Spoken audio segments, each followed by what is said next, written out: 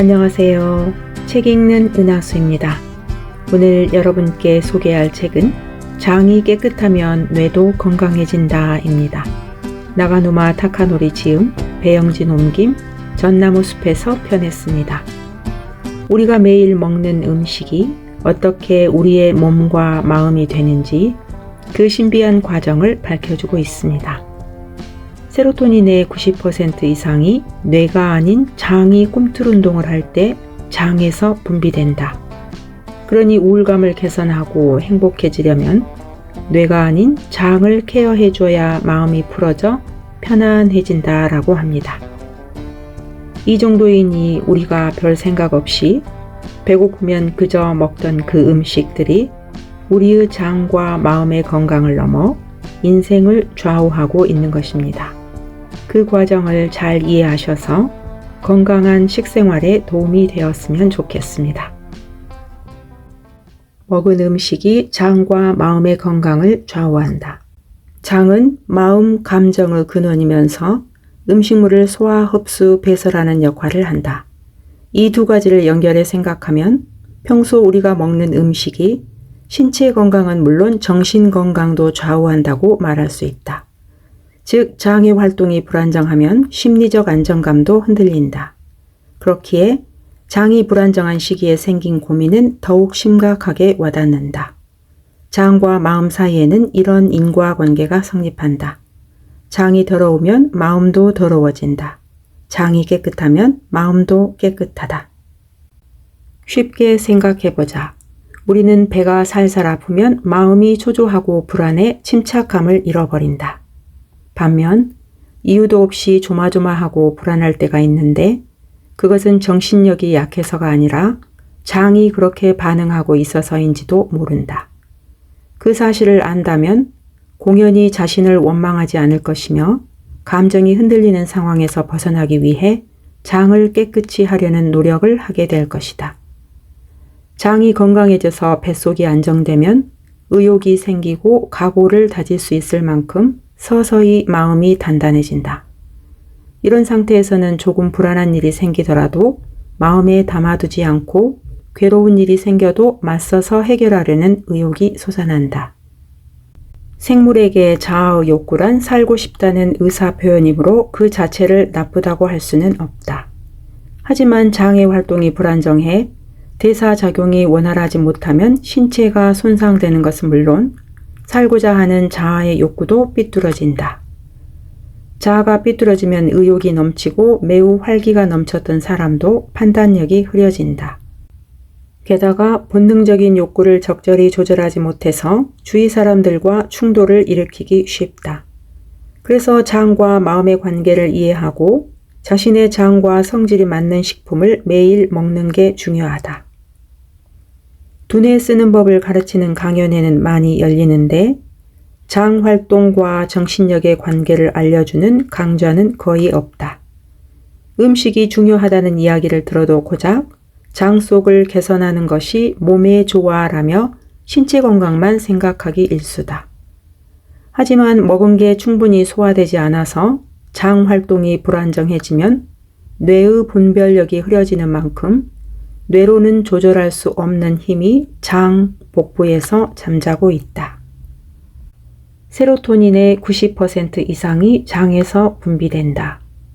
장과 마음의 관계와 관련해서 짚어볼 사항이 또 하나 있다. 정신의료 분야에서는 우울증의 원인을 세로토닌이 부족해서라고 말한다. 이런 이유로 세로토닌이라는 신경 전달 물질의 작용을 조절하는 것이 우울증 개선의 핵심 치료법 중 하나로 손꼽힌다. 하지만 세로토닌의 작용을 항우울제와 같은 약물로 조정하려고 하면 반드시 부작용이 생기고 만다. 항우울제를 쓴다는 것은 약의 힘으로 뇌 활동을 조절한다는 얘기인데 과연 이런 방법으로 어느 정도 효과를 볼 수 있을까? 여기까지 읽어온 독자라면 방법에 문제가 있다는 것을 눈치챘을 것이다. 왜냐하면 이 방법은 장 활동을 안정시키는 것과 전혀 연관성이 없기 때문이다. 물론 어떠한 방법을 쓰더라도 치유만 할 수 있다면 문제될 게 없다.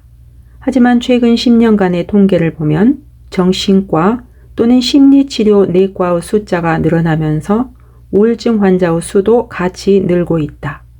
이러한 사실에는 다음의 두 가지 의미가 숨어 있다. 1.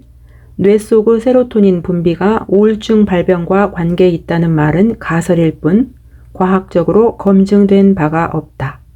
2. 세로토닌의 95%는 장이 꿈틀 운동을 할 때 장에서 분비된다. 뇌 속에서 분비되는 양은 고작 3% 뿐이다. 이에 관해서는 과학은 기본적으로 가설에서 출발하므로 그 자체를 문제 삼는 것은 아니다. 다만 항우울제 등의 약품이 이런 가설을 전제로 개발된 것이라서 여기에 문제가 생기면 정신의료의 토대 자체가 크게 흔들린다. 이에 관해서도 이 사실을 처음 알게 된 사람은 상당히 놀랐을 것이다. 이 두 가지를 합치면 다음의 결론에 이른다.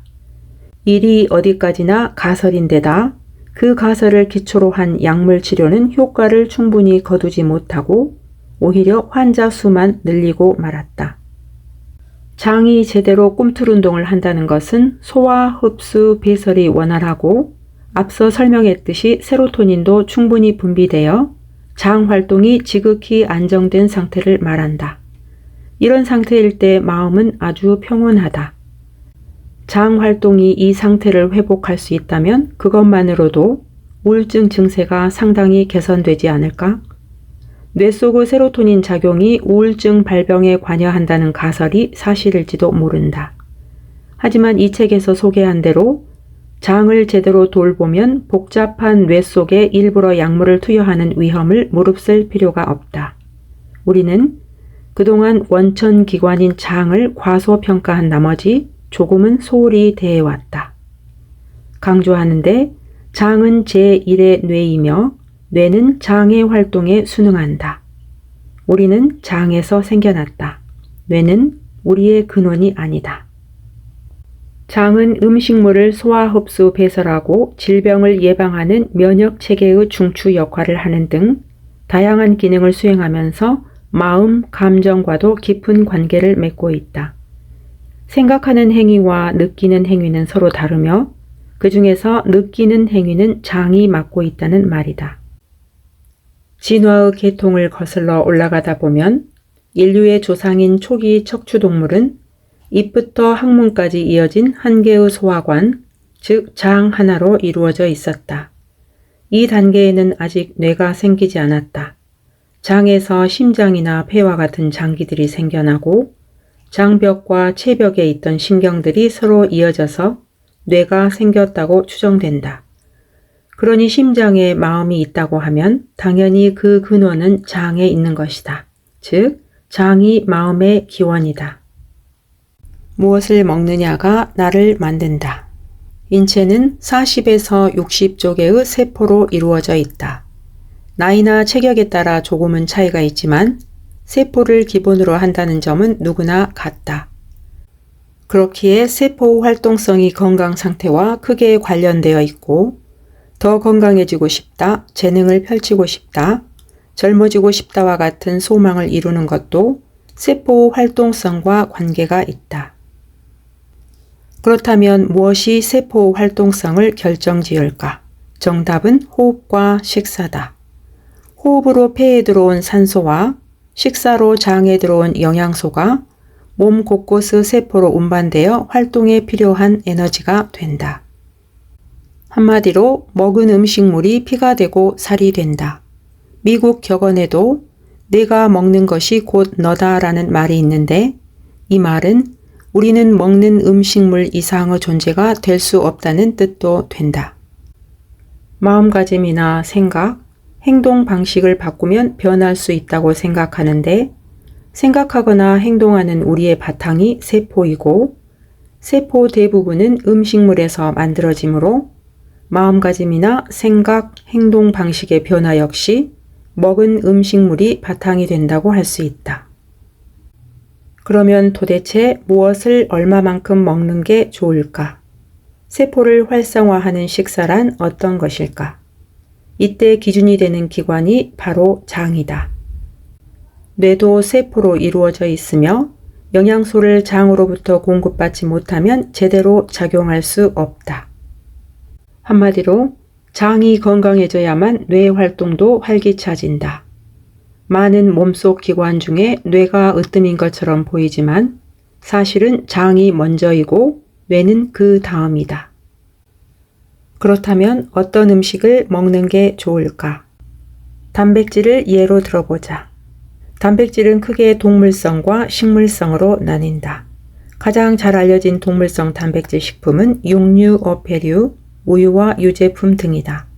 식물성 단백질은 콩류를 비롯해 곡류, 견과류, 해조류 등에 많다.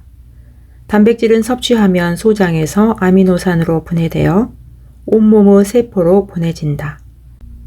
이 아미노산류 가운데 인체가 생성할 수 없는 것을 필수 아미노산이라 이르며 전부 9종류가 있다. 몸속에서 생겨나지 않으므로 반드시 식사를 통해 섭취해야 하는 성분이다. 이 필수 아미노산을 전부 포함하고 있는 것이 육류 등의 동물성 단백질이라는 이유로 지금까지 영양학계에서는 육류가 양질의 단백질 원이다 라고 주장하고 있다. 실제로 그 말을 믿고 육류를 자주 먹는 사람들이 많다. 물론 수치를 보면 그렇게 생각하기 쉽다. 하지만 그런 양질의 단백질원이 체내에서 어떻게 소화 흡수되고 얼마만큼 에너지로 바뀌는지를 조금만 더 깊이 생각하면 반드시 육류가 양질의 단백질원이라고는 할 수 없다. 왜냐하면 육류 등의 동물성 식품의 성질이 장에 그다지 맞지 않기 때문이다. 여러 이유가 있지만 나는 육류에 식이섬유가 전혀 들어있지 않다는 점에 주목한다. 식이섬유는 장에서 소화 흡수되지 않아서 영양소라고는 할 수 없으나 소화되지 않은 채 대장으로 운반되어 장의 꿈틀 운동을 돕는다. 꿈틀 운동은 장이 단독으로 움직여서 생겨나는 현상이 아니라 원래 음식에 들어있는 식이섬유와 함께 움직이며 생겨난다. 그러므로 식이섬유가 부족하면 장이 필요 이상으로 꿈틀 운동을 해야 하고 이 상태가 오래 지속되면 장벽이 두꺼워지고 딱딱해지고 만다. 이같이 바람직하지 못한 운동이 되풀이되면 장이 만성 피로에 시달리고 꿈틀 운동도 둔해진다. 그 결과 변이 장에 머무르는 시간이 길어져서 여러 가지 해로운 물질이 생기고 유해한 균이 번식하기 시작해 장 속은 마치 음식물 쓰레기통처럼 되고 만다. 평소 냄새가 독한 방귀를 자주 뀌는 사람은 자신의 장 속에서 음식물이 부패해 유해가스가 생기고 그것이 방귀로 배설되는 것임을 알아야 한다. 이처럼 방귀는 단지 냄새나는 가스에 머무르지 않고 장이 얼마나 더러워졌는지를 나타내는 잣대 역할을 톡톡히 한다. 필수 아미노산의 함량보다는 음식의 성질이 장에 맞는지가 더 중요하다. 왜냐하면 모든 영양소는 장에서 소화되어야만 세포로 운반될 수 있기 때문이다. 사람마다 차이는 있겠지만 대체로 장 속의 유해 물질은 혈액에 흡수된 뒤 온몸의 세포로 보내져 세포의 기능을 떨어뜨리는 원인이 된다. 같은 단백질이더라도 육류보다는 식물성인 콩류의 성질이 장에 잘 맞는다. 여기에는 콩으로 만든 두부, 청국장, 콩비지 등이 포함된다. 이와 마찬가지로 두유가 우유보다 장에 더 잘 맞는다. 같은 동물성 중에서는 육류보다는 생선의 성질이 장에 더 맞는 편이다. 이는 함유된 지방이 서로 달라서 그렇다. 단백질 식품 중에서 성질이 장에 잘 맞는 순서는 콩류, 생선, 육류 순이다. 감정이 좋았다, 나빴다 하는 것은 살아있기에 가능한 일이다. 하지만 그 정도가 심하면 정신적으로 불안정해지는 것은 물론 몸속 기관들이 부담을 느껴 결국 신체 건강까지 나빠진다. 우리의 몸과 마음에 가장 큰 피해를 주는 감정 상태는 스트레스다.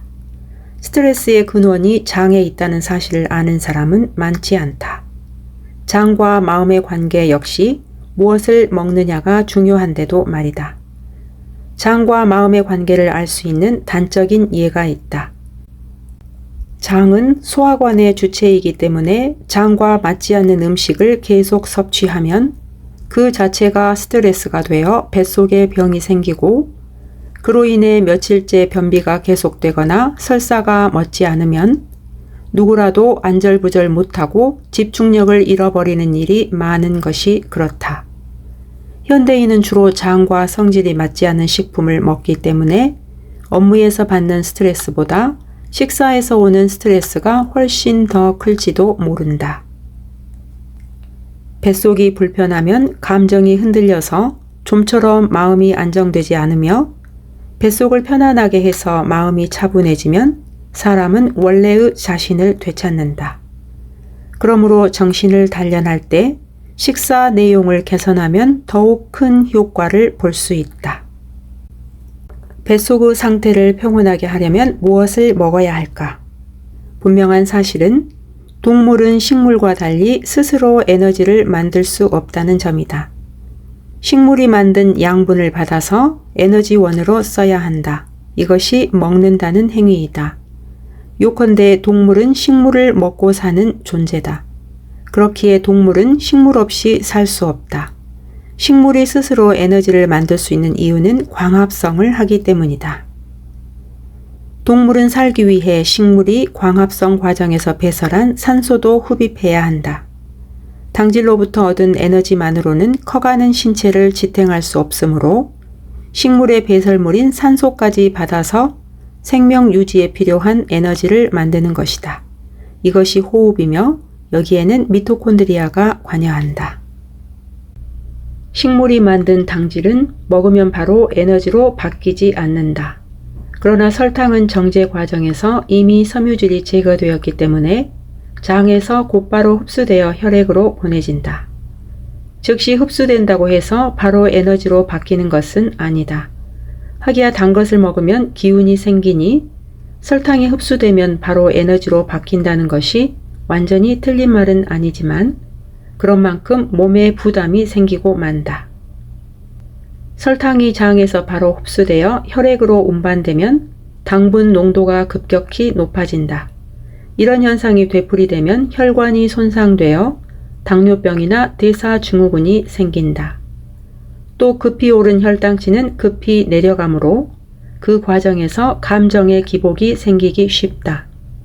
혈당, 혈압과 같은 혈액 상태의 변화도 정신 상태에 영향을 크게 미치기 때문이다. 세포 속 쓰레기 처리하기 아침 단식법. 어떤 음식이 장에 부담을 줄까? 그동안 수차례 지적했듯이 가장 먼저 꼽을 수 있는 음식은 육류 같은 동물성 식품이다. 단백질이나 지방은 많은데 식이섬유가 전혀 들어있지 않기 때문이다. 영양학계에서는 단백질의 하루 섭취 권장량의 기준을 체중 1kg당 1g으로 삼는다. 하지만 이런 식으로 각각의 필요 영양소를 채우고자 애쓰더라도 장이 지치고 쇠약해져 소화 흡수력이 떨어지면 의미가 없다. 또 열량이 낮은 식사를 하더라도 소화가 어떻게 될지는 식품은 물론이고 먹는 사람의 체질이나 그날의 몸 상태에 따라서 달라진다. 필요 열량을 맞추기에 급급해 정말로 중요한 소화, 흡수, 배설 기능을 무시하면 당연히 장에 쓰레기가 쌓인다. 그렇게 생긴 쓰레기 중 하나가 불량 단백질이다. 거듭 강조하지만 세포에 쓰레기가 쌓인 상태에서는 최전방의 자연 면역도 장 속에 집결한 백혈구도 원활하게 작용하지 않는다. 전쟁터의 병사들이 녹초가 되어버리면 바이러스나 세균이 쉽게 진입해 몸속에서 증식할 것은 뻔하다. 감염증은커녕 일상적인 건강관리조차 하기가 어려울 것이다. 이러한 상태를 어떻게 개선하는 게 좋을까? 요컨대 넣는 일은 물론이고 그 이상으로 내보내는 일, 디톡스에도 마음을 써야 한다. 그 방법 하나로 아침 단식법을 추천한다. 아침 단식법은 장의 독소 제거를 촉진하기 위한 것으로 전날 밤 8시부터 이튿날 정오까지 16시간 동안 단식을 하고 하루의 약 절반을 장이 쉬는 시간으로 정하는 것이다. 아침에 일어나면 우선 물을 충분히 마신다. 생수를 상온 상태로 마시되 500에서 750ml를 몇 번에 걸쳐 나누어 마시고 제철 과일을 챙겨 먹는다. 제철 과일을 먹으면 풍부한 효소 작용으로 저절로 소화 흡수되는 것은 물론 장에 최소한의 부담을 주면서 비타민과 미네랄 같은 미량 영양소와 식이섬유를 섭취할 수 있다. 이러한 아침 단식법은 장의 독소 제거를 촉진한다. 이렇게 하루를 내보내는 일로 시작하면 장 속의 쓰레기가 쉽게 배설된다. 게다가 과식도 억제되므로 그 영향이 세포 속 쓰레기 처리로도 이어진다. 이처럼 장과 세포 양측에서 면역력을 높이면 감염증을 물리칠 수 있을 정도로 생명력이 높아진다. 세포 속 쓰레기 처리하기 장 마사지. 단식과 함께 매일 장을 마사지하는 것이 획득 면역인 백혈구의 기능을 활성화하는 데 좋다. 일본에서 아로마 테라피 전문가로 활약 중인 이사자와 야스에 씨가 고안한 장 마사지는 집에서 손쉽게 할 수 있으며 상당한 디톡스 효과를 기대할 수 있다.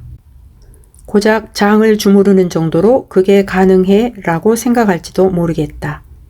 하지만 소장의 안쪽 면에 노폐물을 걸러내는 작용을 하는 림프관이 밀집되어 있어서 장에 일정한 자극을 주면 림프를 마사지하는 효과를 볼 수 있다.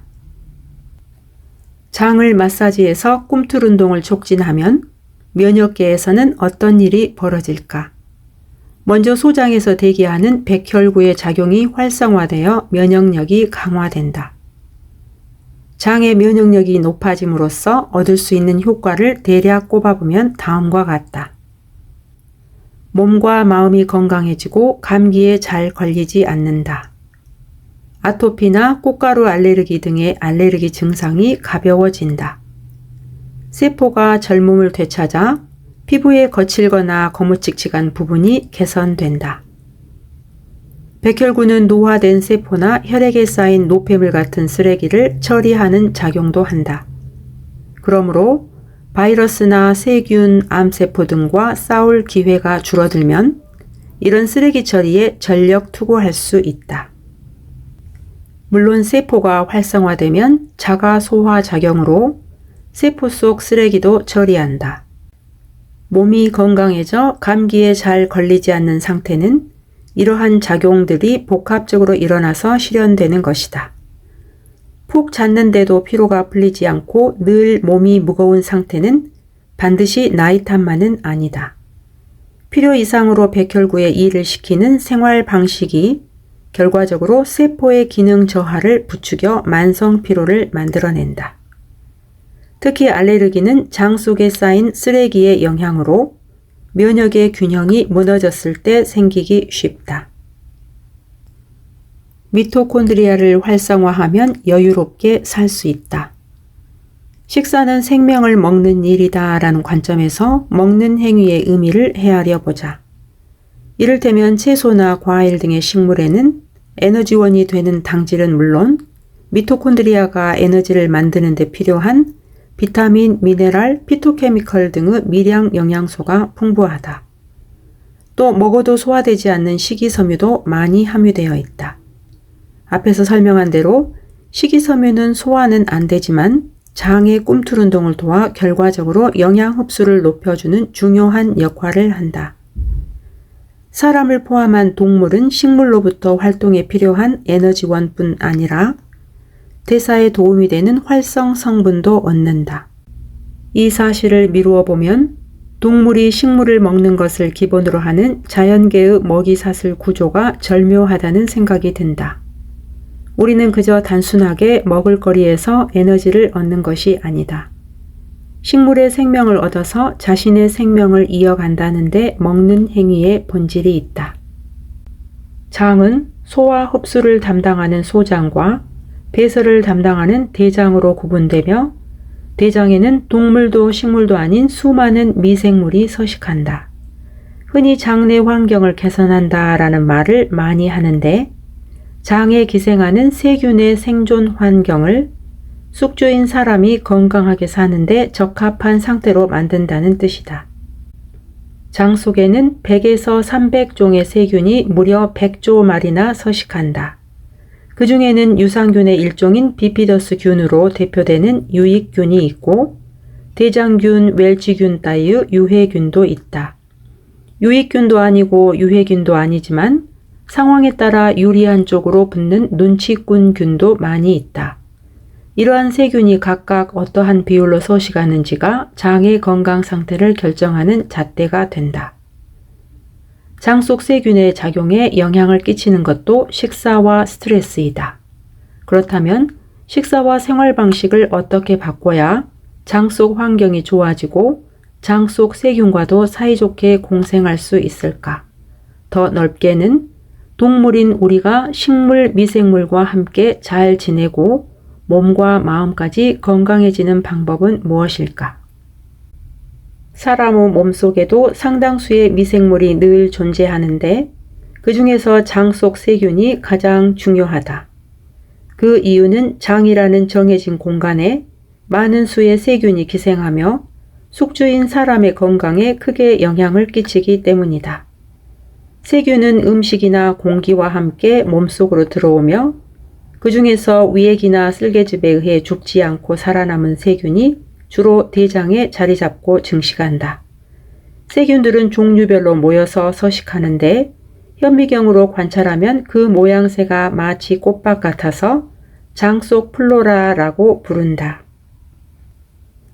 사람이 갓 태어났을 때의 장은 완전한 무균 상태지만 3시간에서 4시간 만에 대장균 등이 들어오고 3일이 지나면서부터 비피더스균이 서식하기 시작한다. 그리고 젖을 떼는 시기부터는 눈치꾼균이 많이 기생한다. 유익한 비피더스균과 다수의 눈치꾼균의 수가 우세해지면 대장균, 웰치균 등의 유해균이 최소한의 비율로 억제되므로 장 속 환경은 안정된다. 대장균이나 웰치균이 유해하다고 하는 이유는 장 속 단백질을 부패시켜 악취를 풍기는 인돌이나 스카톨, 아민 등의 유해물질을 만들어내는 원흉이기 때문이다. 이와 같은 유해물질은 영양분의 소화 흡수를 방해하고 변비나 설사, 고혈압, 노화 등의 원인이 된다. 또 발암물질을 만들어내고 과민성 대장 증후군이나 염증성 장 질환 등을 일으킨다. 반면에 유익한 유산균은 장에서 영양소의 소화 흡수를 돕고 비타민도 합성한다. 그리고 외부에서 진입한 병원균의 증식을 막고 면역세포의 활동을 자극하는 등 우리 몸의 건강을 증진하는 방향으로 작용한다. 즉, 유익균을 늘리고 유해균을 줄이는 일이 장 속 환경을 개선하는 기본이다. 장에서 대기 중인 경비부대라고 할 수 있는 백혈구는 우리 몸속에 들어온 좋은 물질과 나쁜 물질을 식별해 후자를 물리치는 일을 한다. 면역의 본질이 자기와 비자기를 식별하는 데 있다고 하는 이유는 이 때문인데 실은 이 식별이 매우 모호하다. 적과 아군의 구별이 그다지 명확하지 않으므로 가끔은 오작동을 일으켜 알레르기나 자가면역 질환과 같은 병이 생긴다. 장에는 숙주인 인간에게 불이익을 주는 세균, 즉 유해균도 서식한다. 경비대인 면역체계는 왜 이런 나쁜 균들을 물리치지 않는 것일까? 왜냐하면 병원균이나 바이러스가 늘 나쁜 짓을 하는 것은 아니기 때문이다. 즉 세균이나 바이러스는 상황에 따라 인체에 이롭기도 하고 해롭기도 하다. 우리 몸에 무엇이 독이 되고 무엇이 영양분이 되는지 그 경계가 상당히 모호하다. 장 속 세균의 20%만 변해도 조화를 이룬다. 대장균은 물론 유해균 중에서 가장 해롭다는 웰치균도 유익균인 비피더스균이 기세등등한 동안에는 숨을 죽여서 눈치꾼균 같은 존재가 된다. 반면 유해균이 우세해지면 해로움을 끼치지 않던 눈치꾼균이 유해균 편에 합세해 장 속 환경이 단숨에 나빠지고 만다. 자연계에는 다양한 종의 유익균이 있는데 우리 몸에는 그 중에 하나인 비피더스균이 우세하게 존재한다. 요컨대 육류 섭취를 줄이고 채소와 과일의 섭취량을 늘리면 그만큼 비피더스균이 증가해 장 속 플로라가 안정된다. 하지만 비피더스균이 무한정 늘어난다고 좋은 것은 아니다. 장 속 세균학의 선구자로 알려진 미스오카 도모타리는 건강한 성인의 장 속 플로라에서 비피더스균이 서식하는 비율은 20% 정도이다 라고 말했다. 나머지 대부분은 양쪽의 낌새를 살피는 눈치꾼 균이며 건강한 사람이더라도 유해균은 일정한 비율로 존재한다. 장 속 플로라에 유익균만 많다고 해서 혹은 유해균을 모조리 제거한다고 해서 건강해지지 않는다는 말이다. 중요한 점은 장 속 세균의 균형이다. 유익균도 유해균도 우리 몸에 필요한 미생물이다. 해로운 균은 모두 없애는 게 좋다는 생각은 인간의 일방적인 가치 기준에 불과하다. 유익균과 유해균, 눈치꾼균이 균형을 이루어 함께 서식하는 형태가 자연계의 원래 모습이다. 이러한 사실들에 비추어 보면 해로운 세균을 철저히 제거하려는 청결제일주의도 문제가 있다. 몸 상태가 안 좋은 사람은 먼저 유익균을 활기차게 할 길을 찾아야 한다. 전체의 20%만 변해도 장에는 평온이 깃든다. 장의 유익균을 20%로 늘리려면 어떻게 해야 할까? 동물인 사람은 식물을 자연 상태로 먹음으로써 장 속 플로라를 안정시키고 세균들이 공존하기 좋은 환경을 만들어야 한다. 먹는 행위를 통해 동물, 식물, 미생물이 적절히 균형을 이룰 때 장이라는 소우주이자 생태계가 조화를 이루며 숙주인 사람에게도 기생하는 세균에게도 쾌적한 환경을 유지할 수 있다. 여기까지 하고 낭독을 마치겠습니다. 끝까지 함께 해주셔서 감사합니다.